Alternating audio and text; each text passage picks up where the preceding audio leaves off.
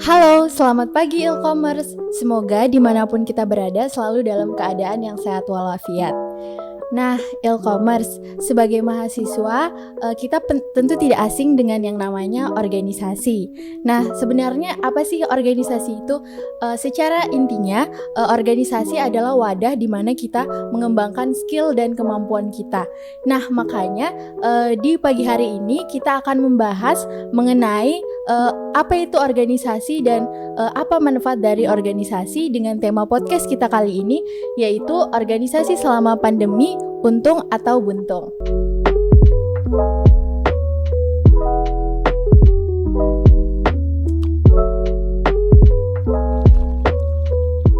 Perkenalkan, saya Ayu sebagai host pada podcast kita kali ini yang akan memandu jalannya podcast hingga akhirnya nanti. Nah, teman-teman e-commerce, di samping saya sekarang sudah ada 2 orang narasumber yang kece-kece nih pada pagi hari ini. Yang pertama ada Bang Reski Demas dari Himaksi sebagai anggota divisi KPSDM. Nah, selanjutnya ada Mbak Suci Asari dari Himaksi juga sebagai kepala divisi sosial. Nah, Bang Reski dan Mbak Suci, boleh dong ceritakan sedikit nih gimana kesibukan Mbak Suci dan Bang Reski akhir-akhir ini nih di masa pandemi di perkuliahan atau di organisasi? Ya, untuk di masa pandemi ini sih kita lagi sibuk ngurusin beberapa proker. Ada beberapa proker besar juga ya Bang Reski yang sedang berjalan saat ini. Itu ada proker dari MIBAK, ada namanya Kominfair, dan kita lagi ngadain proker-proker itu walaupun di masa pandemi kita tetap semangat untuk menjalankan proker-proker itu tadi, ya kan Bang? Betul Bang, benar banget, karena kalau kita lihat kan di masa pandemi ini sebenarnya penyesuaian dan juga adaptasi yang kita lakukan kan itu mengikuti arus dari situasi dan kondisi pandemi itu sendiri. Akhirnya melihat dari kurva yang terus naik, kita coba menyesuaikan dari kondisi yang dulunya itu offline, kemudian kita coba bagaimana sih organisasi ini berjalan dengan kegiatan yang aktivitasnya itu notabene itu online seperti itu. Betul banget. Iya. Terus di kegiatan organisasi ini selama masa pandemi ini ada nggak sih kesulitan atau kendala-kendala yang dihadapi Mbak Suci sama Bang Reski di organisasi khususnya di Himaksi? Pastinya kalau untuk kendala di masa pandemi kayak gini ada banget ya. Contohnya kalau proker-proker kan biasa kita adain tuh kebanyakan offline. Sedangkan dalam masa pandemi ini kita kan nggak bisa tuh untuk bertemu dengan jumlah yang banyak. Nah, maka dari itu dibutuhkan adanya kreativitas dan juga ide-ide untuk kita bisa menyesuaikan nih. Walaupun di masa pandemi kita bisa survive sama proker-proker kita di Himaksi itu tadi gitu. Kalau dari Bang Reski sendiri gimana tuh? Kesulitan. Kalau bicara soal kesulitan ya tadi ya. Iya. Kesulitan menjalankan proker sebenarnya gampang-gampang susah sih. Terutama bicara soal SDM ya, karena saya di KPSDM itu sendiri, kita lebih prioritaskan gimana untuk memanfaatkan anggota di dalam Himaksi itu sendiri. Akhirnya kalau kita lihat sekarang dari program kerja ya alhamdulillah itu menyesuaikan dengan situasi dan kondisi, terutama yang sifatnya itu online seperti itu. Iya. Berarti ini malah jadi challenging gitu ya. Jadi penantang gimana caranya bisa tetap prokernya jalan walaupun di masa pandemi ya Mbak Suci. Kalau misalnya di Himaksi sendiri nih bicara tentang KPSDM, Bang Resti kan lagi di KPSDM. Nah, gimana kondisi sumber daya manusia di dalamnya? Apakah masih aktif anggota-anggota di dalamnya atau bagaimana di saat pandemi kayak gini? Kalau bicara soal anggota, yang pertama adalah kita tidak bisa pungkiri bahwa ternyata di masa pandemi COVID-19 ini itu menurunkan semangat berorganisasi di setiap individu, terutama di dalam internal Himaksi itu sendiri. Jadi gimana sih kita caranya di KPSDM itu menciptakan misalnya program kerja yang biasanya itu sifatnya itu support system bagi kader-kader di internal organisasi itu sendiri.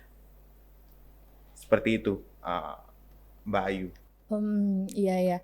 Kalau misalnya ini kan di organisasi. Nah, gimana kesulitan yang Mbak Suci dan Bang Reski hadapi nih di akademiknya sendiri nih di kehidupan kampus gitu? Dari Bang Reski dulu mungkin. Kalau kesulitan di ranah akademik, terutama kita bicara soal sistem belajar mengajar ya, pastinya tentu secara daring saat ini yang dibutuhkan terutama adalah kondisi jaringan dan juga sistem dari bagaimana belajar mengajar tersebut. Misalnya apakah fasilitas saat ini mendukung secara penuh, terutama bicara soal media yang digunakan, platform misalnya media Zoom atau Google Meet. Tapi saya yakin selama 1 tahun terakhir fakultas dan juga Universitas Mula Warman khususnya itu sangat mensupport, apalagi dengan sistem-sistem yang selalu diperbarui oleh jajaran atas, terutama Bapak Rektor, Pak Mas Jaya, dan juga terutama Pak Dekan Fakultas, Bapak Muhammad Nur, itu selalu update terkait dengan sistem belajar mengajar di Universitas Mula Warman, terutama di Fakultas Ilmu Sosial dan Ilmu Politik, seperti itu. Oh iya, berarti menurut Bang Reski sudah cukup ya upaya-upaya yang dilakukan oleh pihak birokrat gitu dengan adanya pembelajaran di masa pandemi ini di kesulitan-kesulitannya itu. Kalau dirasa cukup sih belum, tapi coba kita refleksi dan juga mengevaluasi setiap bulannya misalnya, agar sistem belajar mengajar itu selalu terkontrol oleh evaluasi tersebut, seperti itu. Oke. Itu dari pendapatnya Bang Reski ya. Kalau misalnya Mbak Suci sendiri gimana nih? Kesulitannya ya? Ya, kesulitannya. Kesulitannya kalau aku pribadi sih selama setahun offline kemarin tuh ya awal-awalnya sempet kaget karena dari perubahan dari offline ke online kan. Nah itu terus juga waktu pertama kali menjadi kuliah online itu rasanya kayak lama-lama lelah karena kan kita bertatapan terus di Zoom gitu kan, bertatapan ngeliat muka kita sendiri terus, muka kita lagi, terus ngeliatin muka orang lain, terus kemudian ruang gerak kita juga jadi terbatas karena cuman ada di layar, di meja, dan di kursi doang. Nah itu yang ngebuat rasanya tuh ada rasa kelelahan karena kita harus ada di tempat itu terus. Terus juga vibes-nya itu beda ya kalau kuliah dari online, kuliah offline sama kuliah online. Kalau kuliah offline kan kita bisa gerak, terus kayak kita bisa lihat kemana gitu kan. Kalau online kita terpaku di satu itu aja, jadi kayak namanya Zoom fatigue kalau nggak salah, kelelahan itu. Tapi ya lama-lama terbiasa juga sih. Baik, kalau misalnya nih Mbak Suci dan Bang Reski kan sudah ikut organisasi dari sebelum pandemi, dari kita luring sampai kita daring ini. Nah di tengah-tengah kesibukan itu tuh kenapa Bang Reski dan Mbak Suci ini tetap memilih untuk berorganisasi juga sambil kuliah gitu? Kenapa alasannya tetap harus ada di organisasi itu? Boleh dari Mbak Suci duluan. Ya, kenapa alasannya tetap harus berorganisasi walaupun di masa pandemi? Iya. Di masa pandemi itu kita banyak waktu luangnya, waktu kosongnya kan. Nah daripada kalau kita kuliah terus kan capek juga ya rasanya, kayak cuman kuliah di ruang kelas gitu juga kan. Nah untuk organisasi itu juga sebagai nambah ilmu pengetahuan kita di luar, kita belajar di ruang kelas. Nah kita bisa ketemu orang-orang baru, bisa bertukar pikiran sama orang-orang baru, terus juga bisa tahu nih ide-ide mereka yang kreatif-kreatif itu gimana, dan bagaimana kita bisa menyusun proker-proker selanjutnya yang bisa lebih membranding Himaksi dan lain sebagainya. Iya, jadi tetap nambah pengetahuan ya walaupun ikut organisasi gitu. Kalau dari Bang Reski sendiri gimana nih? Ya, kalau saya sendiri antara kegiatan perkuliahan dan juga bicara soal organisasi, kegiatan berorganisasi, kalau saya sendiri itu mencoba untuk seimbang antara keduanya. Akhirnya tidak ada salah satunya yang menjadi skala prioritas, dan kita juga bisa melihat bahwa antara akademik dan organisasi itu tidak boleh misalnya harus ditonjolkan. Misalnya kita belajar teori di dalam kelas, kemudian gimana sih implementasi dari praktek teori tersebut kita coba implementasikan di sebuah organisasi, dan akhirnya itu menjadi satu kesinambungan yang sama, seperti itu Mbak Ayu. Iya, baik-baik. Jadi di tengah keterbatasan pandemi ini Mbak Suci dan Bang Reski masih merasakan esensi dari organisasi itu sendiri ya? Masih banget, Masih ya. Oke. Selanjutnya nih ketika dihadapkan dengan kondisi yang capek atau bosan atau jenuh seperti yang Mbak Suci bilang tadi nih, adakah upaya-upaya dari Bang Reski dan Mbak Suci untuk menghadapi tuh rasa capeknya, rasa jenuhnya itu apa tuh yang dilakukan? Ya kalau rasa capek, rasa jenuh itu wajar ya manusia gitu Iya. kan. Tapi kalau kita ketika dihadapin sama rasa jenuh itu tadi, kita kembali lagi ke diri kita sendiri. Kita pertanyakan diri kita sendiri, untuk apa sih sebenarnya kita ikut organisasi ini? Iya. Tujuan kita apa dan Tujuan untuk awalnya mendapatkan ya. apa? Iya, tujuan awal kita apa? Nah, kalau kita udah tahu tujuan awal kita udah tahu visi misi kita apa ikut organisasi ini, pasti ada sesuatu yang buat kita selalu untuk walaupun lelah, walaupun capek, tetap ada di organisasi ini gitu, Tetap berjuang konsisten sama ya. teman-teman. Iya, kayak gitu. Jadi sebenarnya harus tahu tujuan awal kita juga dulu sih, kenapa harus masuk organisasi kayak gitu. Iya. Kalau dari Bang Reski sendiri tuh gimana? Kalau misalnya bosan dan juga gimana cara ngatasinnya, sebenarnya kita dalam organisasi itu pasti ada titik dan puncak jenuhnya dalam berorganisasi. Jadi Itu kita namanya dinamika organisasi ya juga benar ya. banget. Jadi ada di satu sisi kita pasti ngalamin keterpurukan, bosan banget, sedih banget, bahkan mau keluar dari organisasi. Cuman gimana sih kita, bener yang dikatakan Mbak Suci tadi, misalnya bicara soal kemauan dan juga tujuan utama berorganisasi itu apa. Misalnya itu dimulai dari diri kita sendiri, pasti organisasi itu dibawa fun aja, happy, nggak usah dibawa pikiran dan sebagainya. Akhirnya kita menikmati bahwa kita ini sedang berorganisasi, akhirnya waktu nggak terasa kita di dalam organisasi. Seperti itu. Iya. Jadi tetap have fun ya, tetap ambil positif-positifnya di dalam Benar organisasi itu. Nah, selanjutnya nih selama Mbak Suci dan Bang Reski berorganisasi nih ya kan, udah dari awal masuk maba sampai sekarang nih, kira-kira apa aja nih yang udah Mbak Suci dan Bang Reski dapatkan selama organisasi nih? Maksudnya kayak skill-skill Bang Reski dan Mbak Suci itu apa aja nih yang udah kalian dapatkan dan kalian temukan udah diasah di organisasi itu? Boleh ceritakan pencapaian-pencapaiannya sedikit juga di dalam organisasi itu, peran organisasi untuk mengembangkan skill Mbak Suci dan Bang Reski. Dari siapa dulu nih? Boleh dari Bang Reski dulu.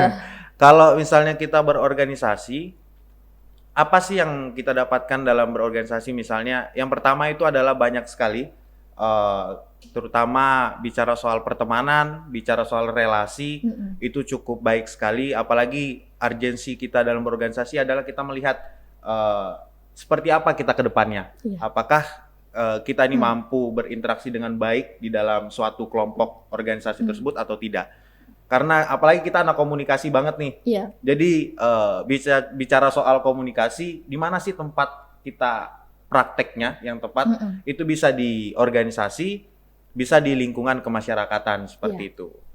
Iya, bener banget sih yang Bang Reski bilang, termasuk apa sih esensi kita masuk organisasi itu.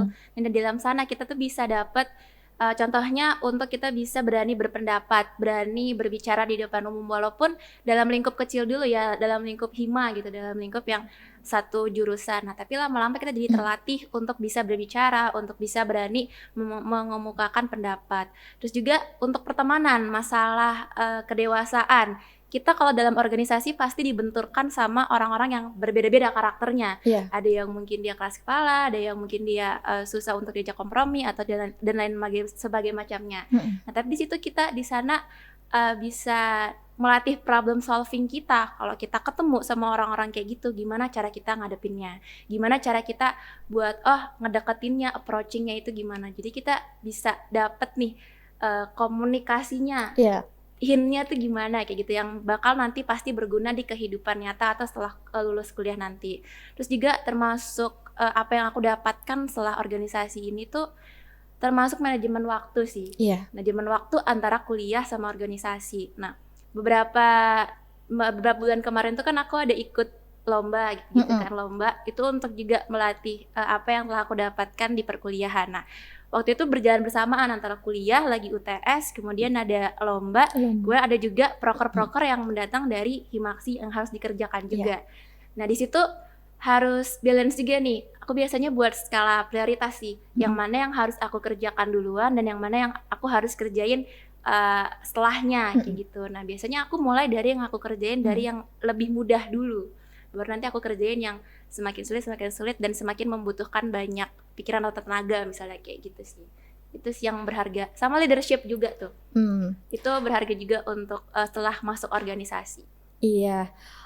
Kalau gitu selama Bang Reski dan Mbak Suci ini berorganisasi gitu dan dibenturkan juga dengan banyak kegiatan-kegiatan, apakah Bang Reski dan Mbak Suci itu pernah punya perencanaan dulu nih sebelum ngelakuin kegiatan gitu, atau semacam to-do list gitu yang dibuat, apa aja sih yang bakal aku lakuin, atau justru langsung aja nih apa yang di depan mata langsung aja dilakukan tanpa perencanaan gitu?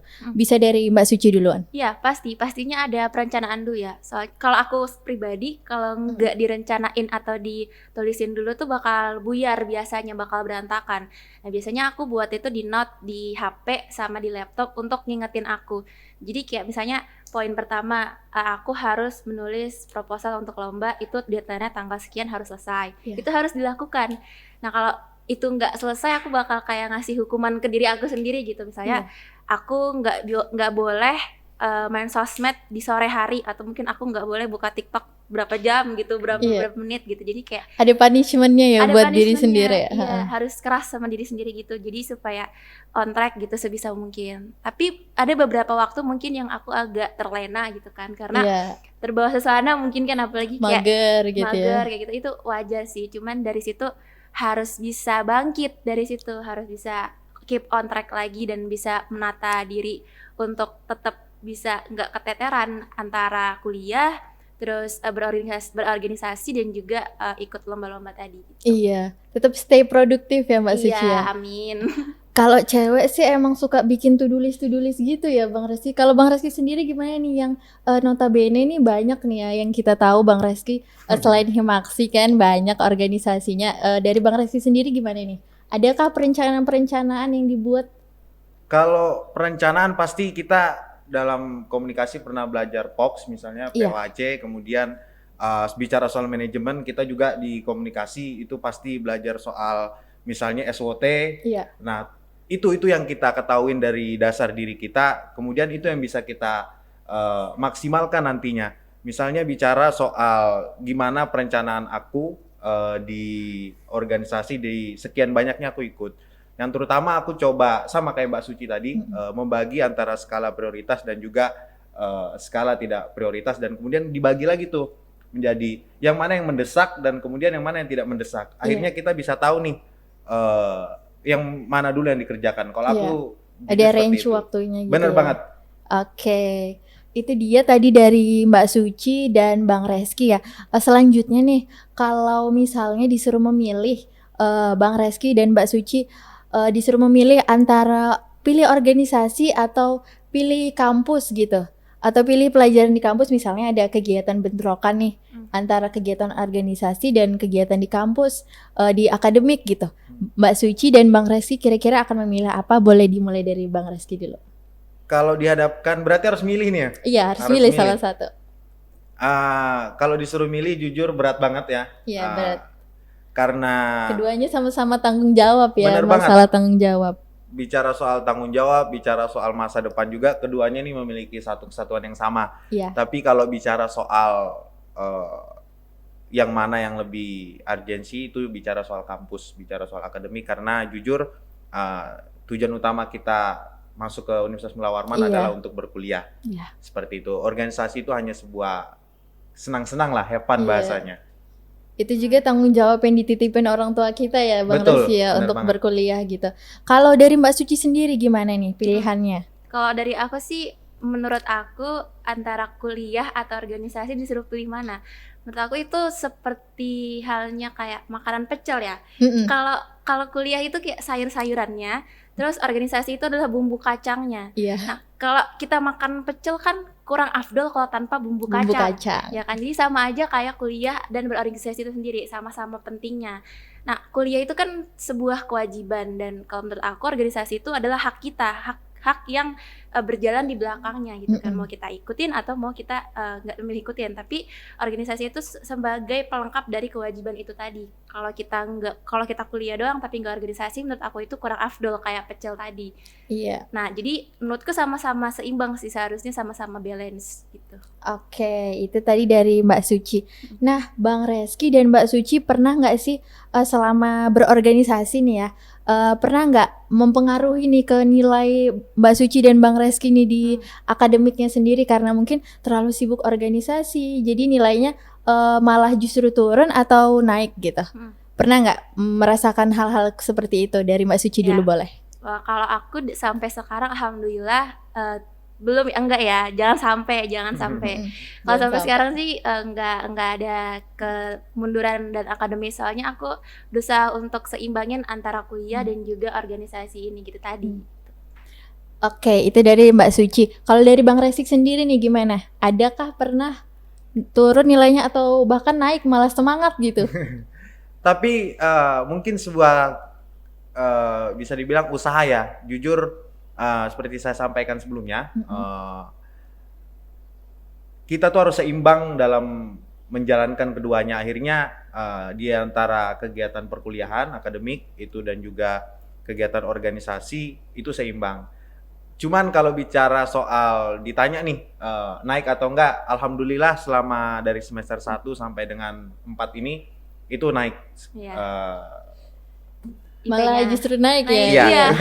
Wah, keren banget nih teman-teman e-commerce. Jadi Mbak Suci dan Bang Reski ini tetap bisa nih bagi waktunya, manajemen waktunya jadi sangat baik.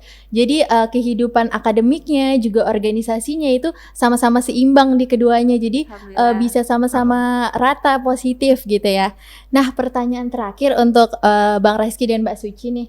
Ada nggak sih tips dan trik untuk teman-teman e-commerce yang mungkin lagi nonton podcast kita sekarang kan, untuk teman-teman mahasiswa baru atau mahasiswa lama nih, gimana sih caranya manajemen waktu yang baik dan boleh disampaikan kalau misalnya siapa tahu ada penonton kita nih yang masih ragu-ragu, kira-kira aku bisa nggak ya membagi waktu antara organisasi dan perkuliahan gitu. Mereka yang masih maju mundur untuk mengikuti organisasi, apakah ada tips dan triknya dari Mbak Suci dan Bang Reski? Boleh dimulai dari Bang Reski dulu. Kalau tips dan triknya, sebenarnya yang saya sampaikan di awal adalah gimana sih niat dan kemauan kita. Iya. Bicara soal tips dan trik itu adalah hal lain lah, kita kesampingkan. Tetapi di satu hal adalah justru untuk melihat hal-hal seperti itu, aku coba kembalikan itu ke diri masing-masing. Jadi kita nggak bisa menilai bahwa apa sih tipsnya dalam berorganisasi, karena jujur aku sendiri juga itu agak sedikit bisa dibilang teledor lah, lalai dalam berorganisasi. Jadi dari individunya masing-masing, ketika dia memang sudah niat, ketika dia memang dia sudah ingin ada tujuan, karena bicara soal kenapa sih masuk berorganisasi berarti ada motif yang dia mau atau target yang akan dia capai. Jadi seperti itu kalau dari Bang Reski ya. Kalau dari Mbak Suci sendiri nih, gimana tips dan triknya?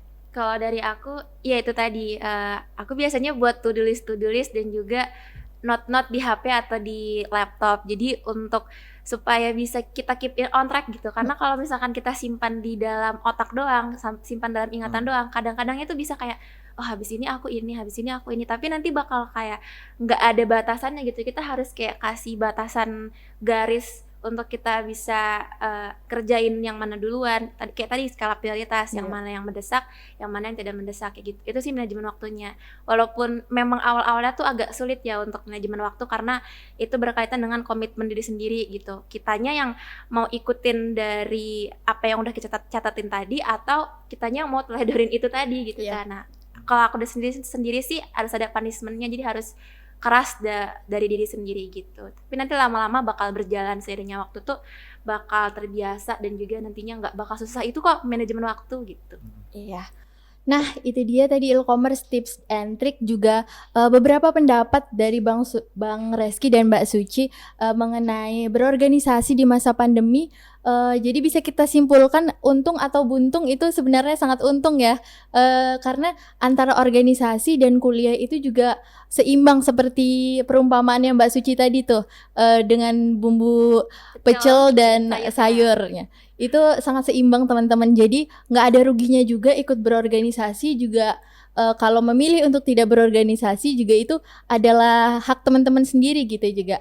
Nah, sebelum saya tutup mungkin ada jargonnya Himaksi nih, gimana? Ada, boleh Bang Reski. Silakan mungkin Mbak Suci. Boleh dipimpin, kita sama-sama. Iya, kita ngomong sama-sama ya. Iya. Sama-sama ini. Kalau tangannya gimana nih tangannya? Tangan kiri nih biasanya Tangan teman-teman kiri, kalau oke. Himaksi. Ya, oke. 1, 2, 3. Himaksi. Salam Bintang Bintang Merah. Oke, itu tadi teman-teman podcast dari Ilcommerce hari ini. Terima kasih untuk teman-teman yang sudah menonton dan menyimak. Kurang dan lebihnya saya mohon maaf. Wassalamualaikum warahmatullahi wabarakatuh. Terima kasih.